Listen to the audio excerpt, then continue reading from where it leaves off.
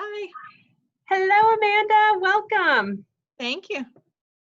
Well, everyone, this is our fifth or sixth um, Mindful Monday. And what we are trying to do is just provide opportunities for nonprofit staff to curate their toolkit, to practice mindfulness, and to share in different experiences. So each week we've had a different thing from loving kindness meditation to yoga, to other sort of things that are mindful. And so I wanted to share this week some of the tools that I've put in my toolkit and that I try and access when I'm feeling overwhelmed and stressed, which is a good day for me to talk about this. So today we'll be sharing resources. So if you don't, grab a notebook and grab a pen because we're going to be sharing a lot of resources. But I'm going to drop in the chat here to everyone my presentation because it is a lot of just helpful tools and resources.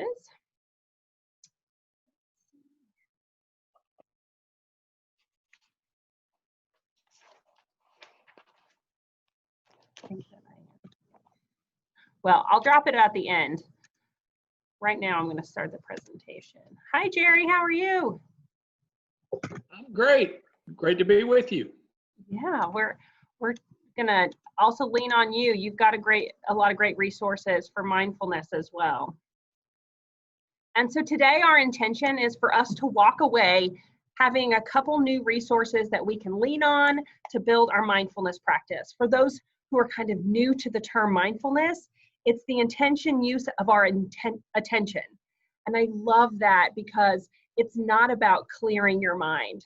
I found that in my mindfulness, I'm not really good at clearing my mind.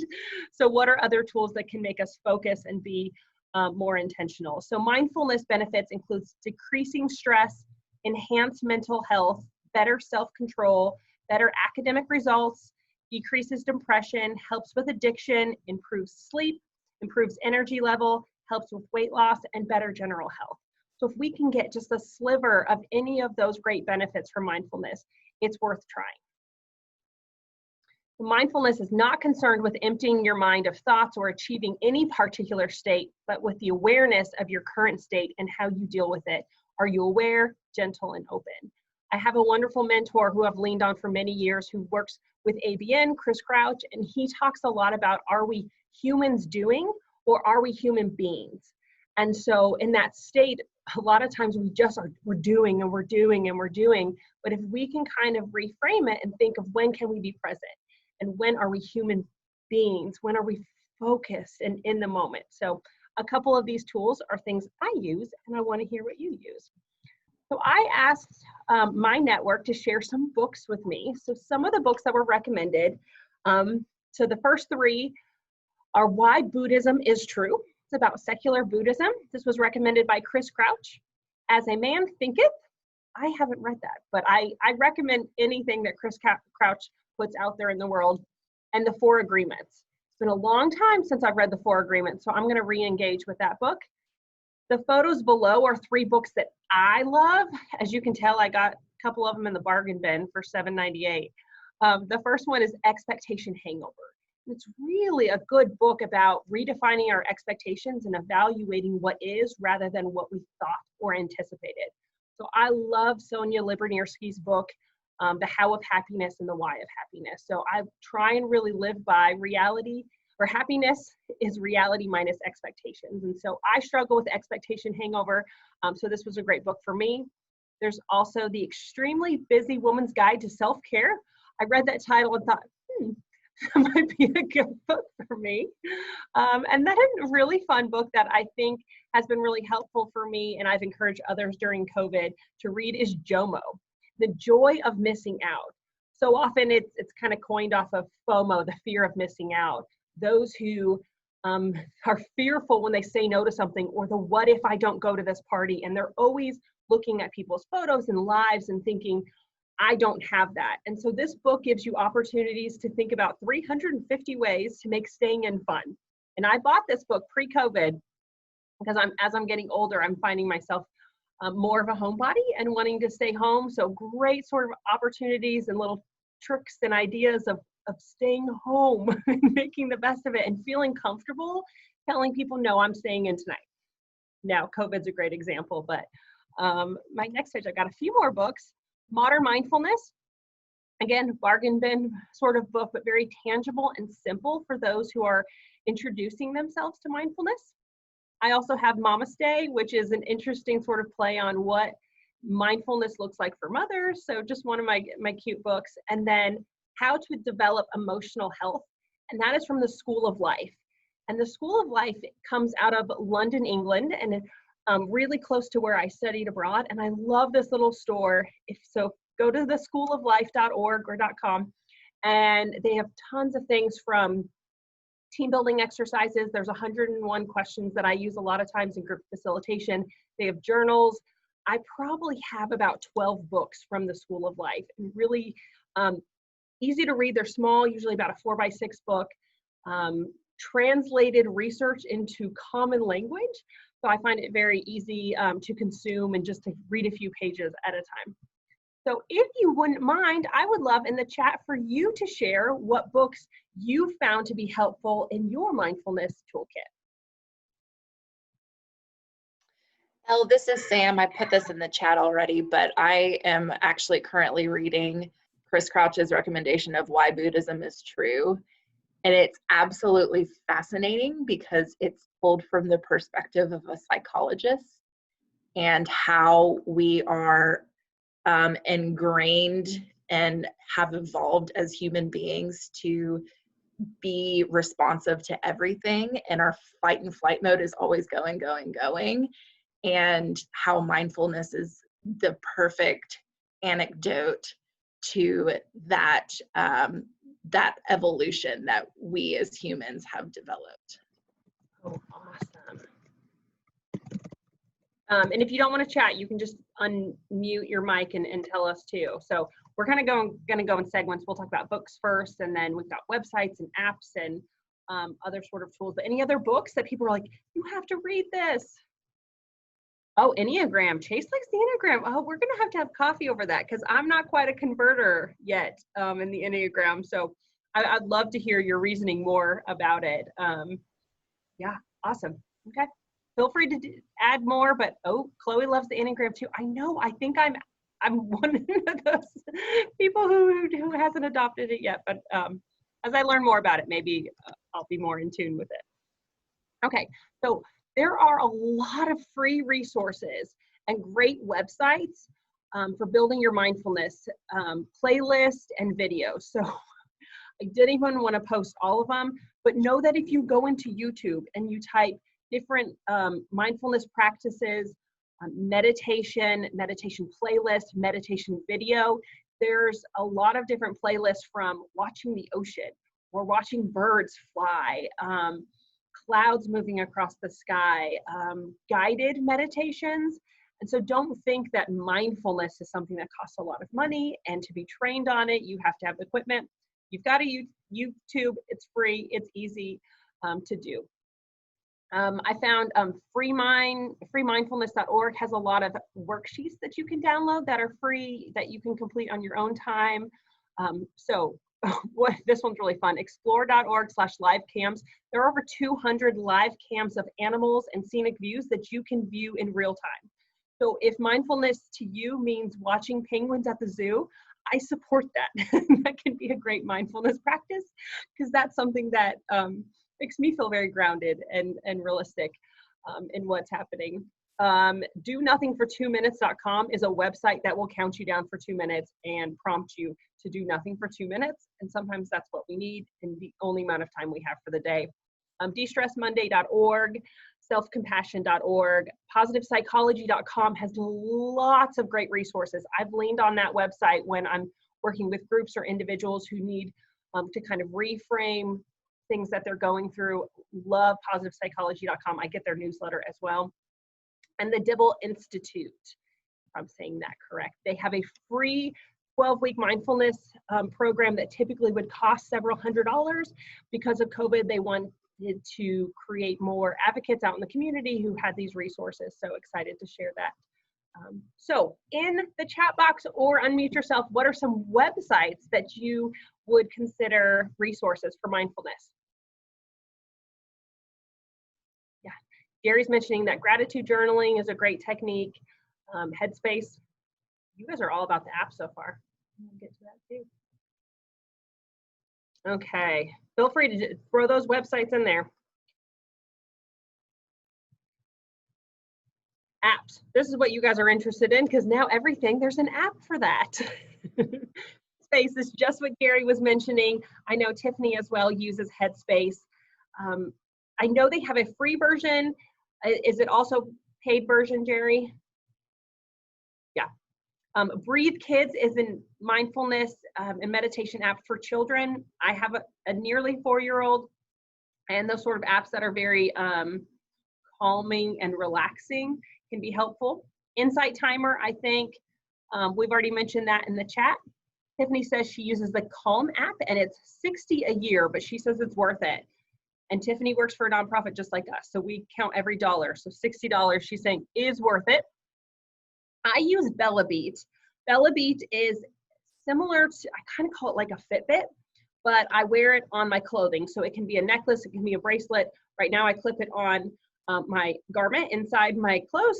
You can also clip it on your pants or wear it as a necklace. But what it like a Fitbit, it tracks your movement, it tracks your sleep, it tracks your hydration when you log it, but it also has built-in meditation and mindfulness because it looks at your physical health based on your activity level, your hydration, your sleep, and your meditation practice. So I've been using it now for about 18 months and I don't go anywhere without it.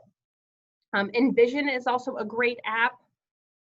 Aura, Stop, Breathe, and Think is highly recommended. And you can even set up your Alexa at home to set up reminders for you to meditate or to listen to calming noises or sounds or guided meditation on Alexa. So if you didn't know that, there's one little tidbit for the day. Tiffany likes the 5-minute journal as a mini gratitude journal app. Rochelle also likes Calm and the Fitbit Pro app. The Fitbit Pro app, does it have meditations in it? Yeah, it does. There's a lot more with the paid Pro, but they do have some free ones too. So I always do the free version first to see if it's something that I'm interested in, and then I'll pay for more. But yeah, ask others. There's countless things out there. If one's not working for you, don't give up on it. Find someone that's unique and tailored to your mindfulness toolkit. So if you have any more, 3-minute retreat is faith-based.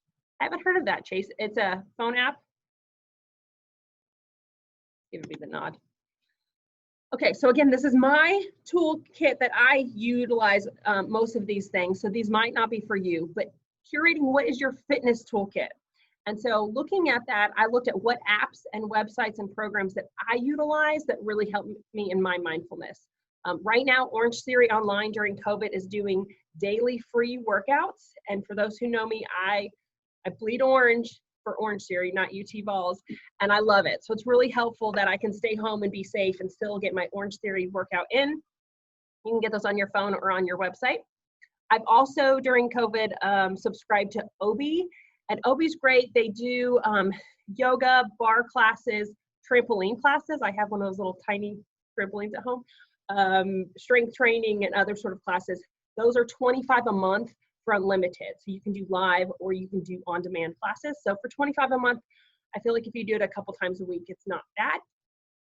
I've also subscribed for, I need a lot of fitness for my toolkit to feel sane, is Les Mills. So that's $15 a month, and that has like more strength training activities if you're interested in that. But they also have dance, children's activities, cycling, and other sort of things that I'm not quite doing.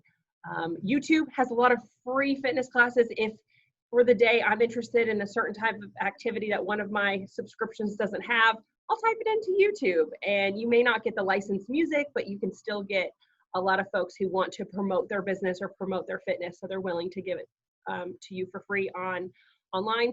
And Sam is telling me, yeah, I should have also put in there the Nike Train Run Club. That is an app that her and I use, and it's really cool because if she goes on a run, I can give her a cheer while she's running. And yesterday I ran and she gave me a good little cheer, and it motivates you, that kind of peer accountability with that. And she also does the strength training and yoga in that too. So and Nike Train Club is free, and so that I think is really cool and really helpful too. So what fitness apps or tracking do you use for your mindfulness? I also mentioned Bellabeat. It tracks my steps for the day. Anyone in here really use their iPhone to track their steps, or how are we tracking our fitness?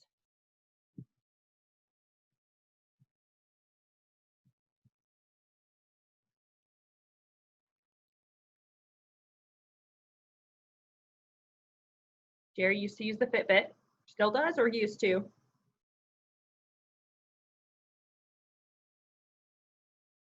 Still do, still do. Do you have a 10,000 step goal?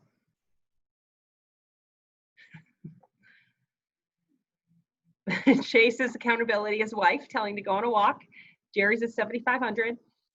I cleaned the house yesterday and I got 6,000 steps cleaning my house.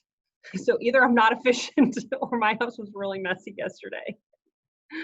So yeah, just make sure that your physical health is part of your mindfulness toolkit. Elle, I have found that just doing it, I don't know whether I benefit physically or not from doing yoga and those kinds of things. It's hard to tell, but I know that I feel better when I do it, just because it makes me feel like I'm participating in making myself healthier so that I can be a better husband and I can be a better colleague and I can be a better grandparent and all that. So a lot of this for me is not so much whatever that activity is aimed at achieving, as much as it just gives me a sense of participating and not being out there passive all the time, but actually doing something. It makes me feel better inside.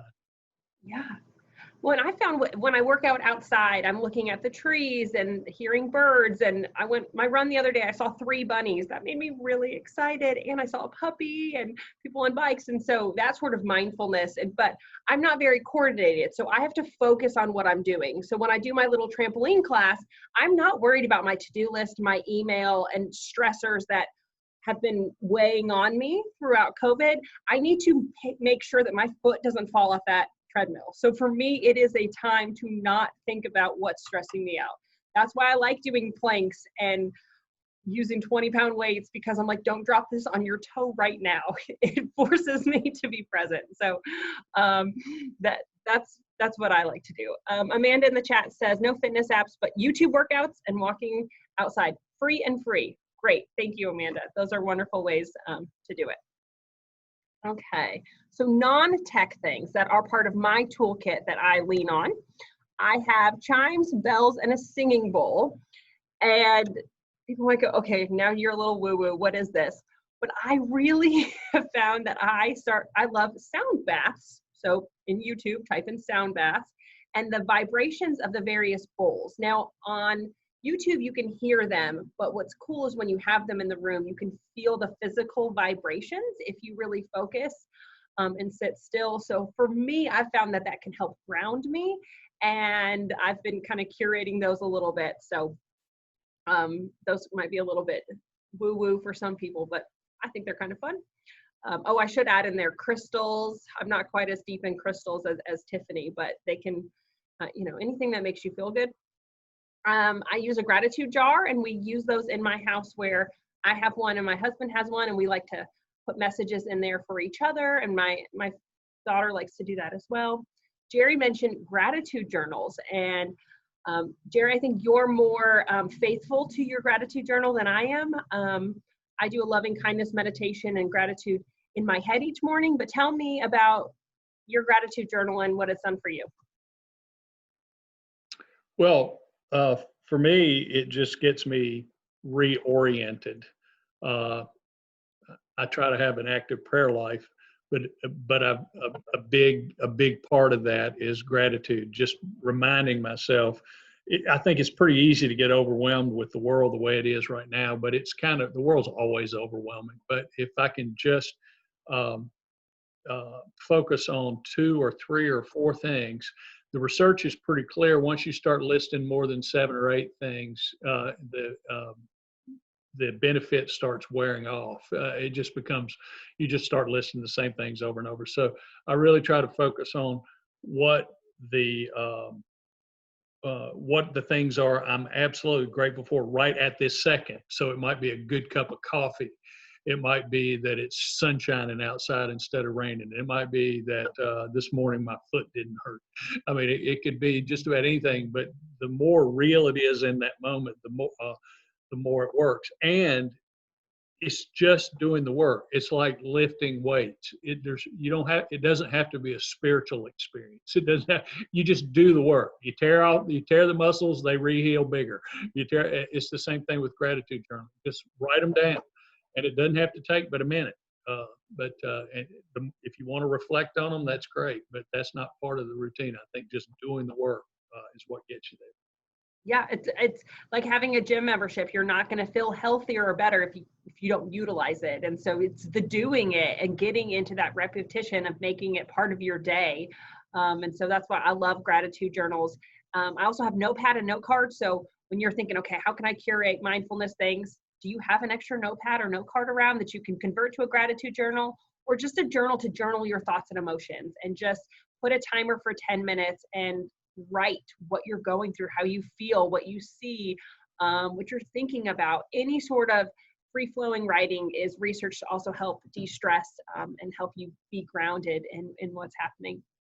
You and I share a common friend who writes a letter every day, just one note every day to somebody that she knows, telling them how much she appreciates them.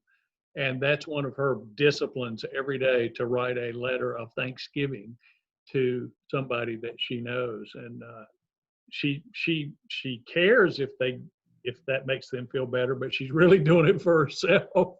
I mean, it's just, this is how I stay grounded, and I admire her for that. And it does change the world.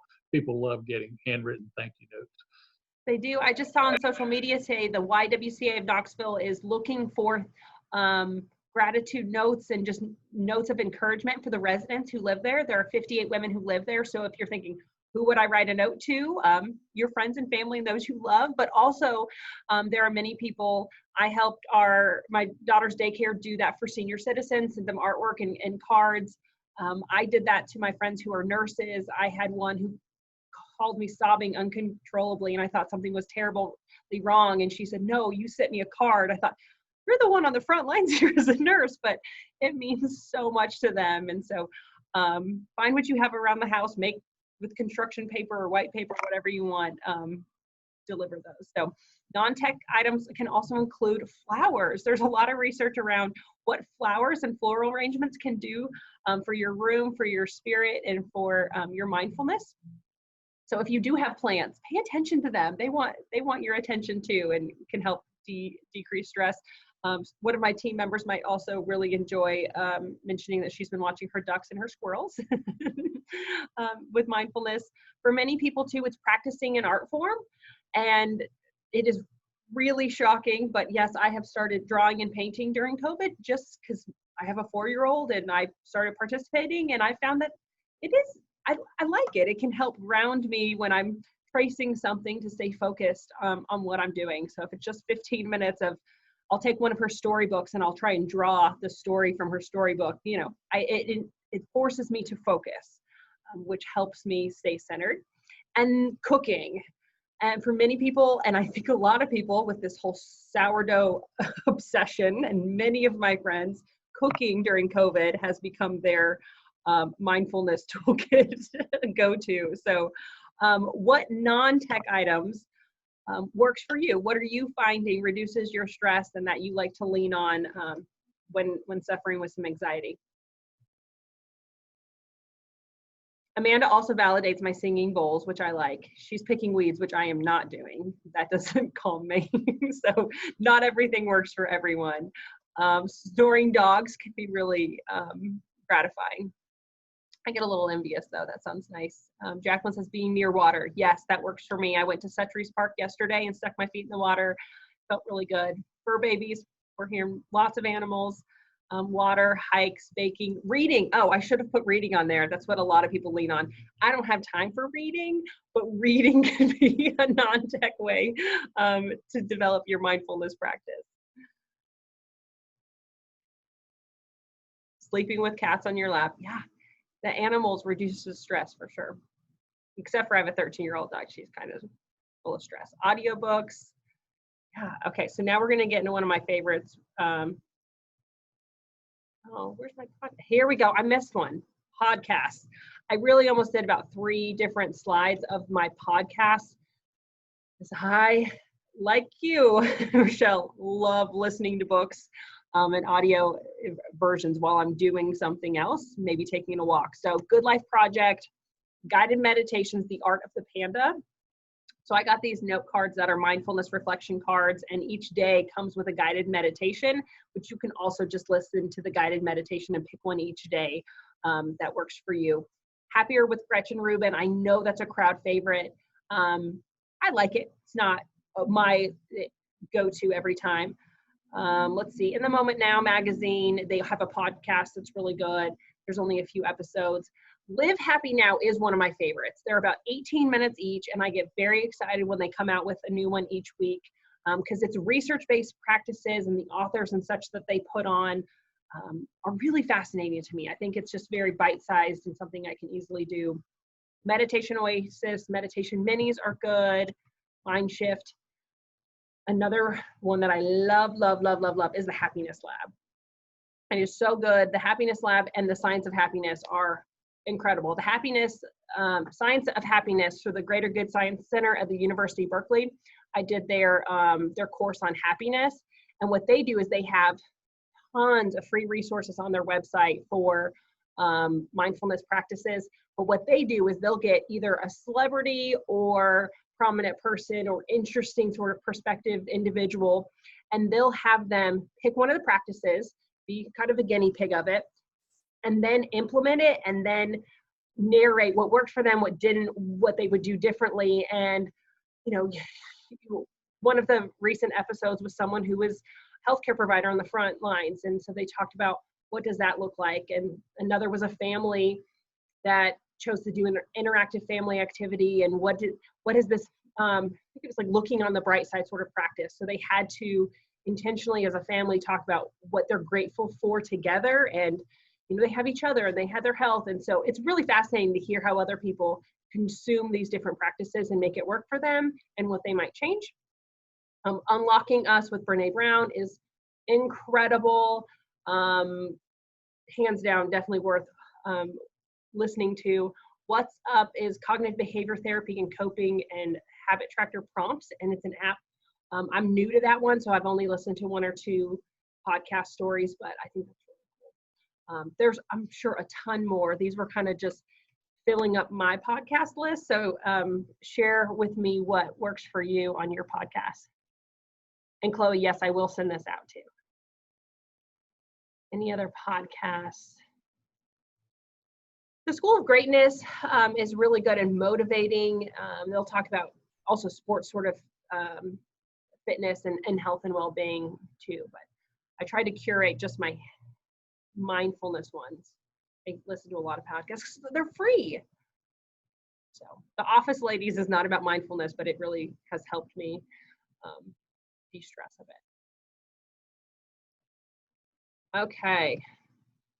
So we are about out of time here, but want to share with you the 9 different types of rest. It's not just sleeping in the middle of the night. It's time away from activities, permission to not be helpful, doing something that's considered unproductive, solitude to recharge, connection to art and nature, a break from responsibility, stillness to decompress, a safe space, and alone time at home. And so when I look at this list, I think, what are the different types of rest that I can have? Well, right now, time away, we're in the middle of COVID, it's not going to work. Permission to not be helpful. Yeah, my 4-year-old doesn't really give me that one. So I'm trying to lean in personally to number 3 and 4. 5 doesn't really happen. 6 maybe a little bit, but just think about where you can connect. We are in a time that we've probably never been before. So we're reconstructing our toolkit. I want to give you resources so when you're having a rough day, that you've got 20 options of something to lean on. And if one thing's not working for you right now, lean on something else. Don't just give up, because we need you to help to continue to serve our communities and make our communities stronger. So let me know what, if there's anything else you want to share, but I will definitely send this presentation out, because I know the website links and stuff were very specific. Any questions?